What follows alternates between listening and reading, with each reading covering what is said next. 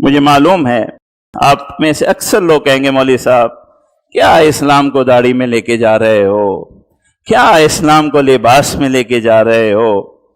کیا اسلام لباس اور داڑھی میں؟ بالکل نہیں ہے۔ کیا جنت جہنم داڑھی میں ہے، لباس میں؟ بالکل نہیں ہے۔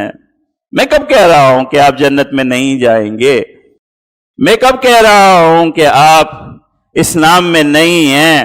میں تو صرف یہ کہہ رہا ہوں محبت اور ان جیسا بننے کی ابتدا بہروپی اور جیری لوگ جہاں سے کرتے ہیں وہاں ہی اب تک آپ نہیں پہنچے تو آپ حقیقی امتی کیسے کہلانے کے لائق ہیں؟ جب لباس ہی نہیں اللہ کے رسول جیسا، شکل ہی نہیں اللہ کے رسول جیسی، جو سب سے آسان کام ہے، تو اعمال تو ابھی دور ہیں، نظریات تو ابھی بہت دور ہیں، قربانیاں تو ابھی بہت دور ہیں۔ ایک اور واقعہ سن لیجئے۔ ایک شاعر تھے، بہت عمدہ نعتیہ کلام لکھا کرتے تھے، بہت عمدہ، بہت عمدہ۔ وہ کلام ایران پہنچ گیا، وہاں کسی اللہ کے رسول سے محبت کرنے والے نے پڑھا، اس شاعر سے اسے محبت ہو گئی، ایران سے سفر کرنے کے لیے اس شاعر سے ملاقات کے لیے آ گیا، اور اتفاق ایسا ہوا کہ جس وقت پہنچا ملاقات ہوئی تو نائی کی دکان پر ہیں اور وہ ان کی داڑھی کو تراش رہا ہے، مونڈ رہا ہے۔ دیکھتے ہی اس اللہ کے رسول سے محبت کرنے والے کے دل پر چوٹ لگی اور اس نے کہا آغا ریش تراشی، یہ داڑھی منڈوا رہے ہو؟ ہم میں سے اکثر مسلمانوں کے جو خیالات ہیں وہ اس آغا جی کے تھے، کہنے لگے کہ ہاں داڑھی منڈوا رہا ہوں، کسے دل را نمی خراشی، کسی کا دل نہیں دکھاتا ہوں میں، داڑھی میں کیا رکھا ہے؟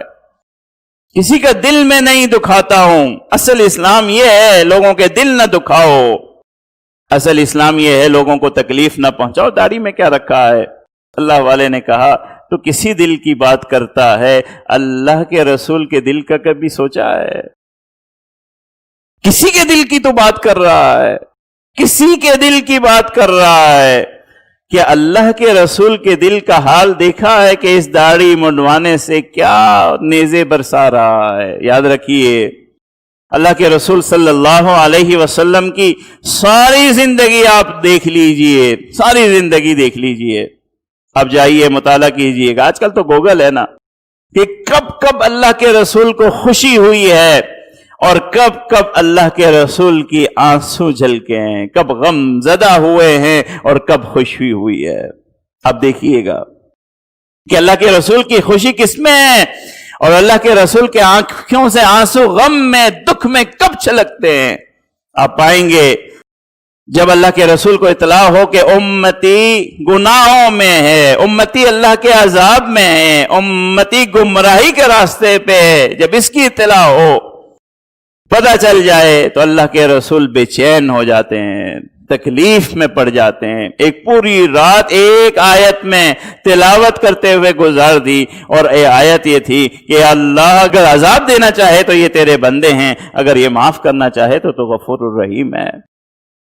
یہ اللہ کے رسول کا اطمینان ہمارے دین میں ہے، ہماری عبادت میں ہے، ہمارے اعمال میں ہے، اور ہمارے اللہ کے رسول کی دکھ اور تکلیف ہمارے گناہوں میں ہے، اور یہ اعمال پیش کیے جاتے ہیں۔ آپ کیا سمجھتے ہیں ان اعمال کے ساتھ کہ اللہ کے رسول کو راضی کر رہے ہیں؟ تو بہرحال میرا موضوع یہ تھا کہ آج ہم صرف ایک جائزہ لیں کہ اللہ کے رسول صلی اللہ علیہ وسلم کے حقوق میں ہم کھڑے کہاں ہیں۔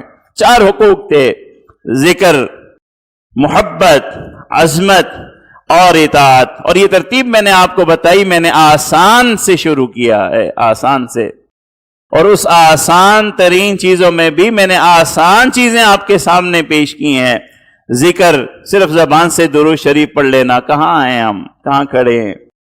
محبت کا صرف ایک چیز لباس اور چہرے کی بات ہے، ورنہ محبت میں اللہ کے رسول جب آپ گفتگو کرتے ہیں محبت جھلکتی ہے، چھپتی نہیں ہے.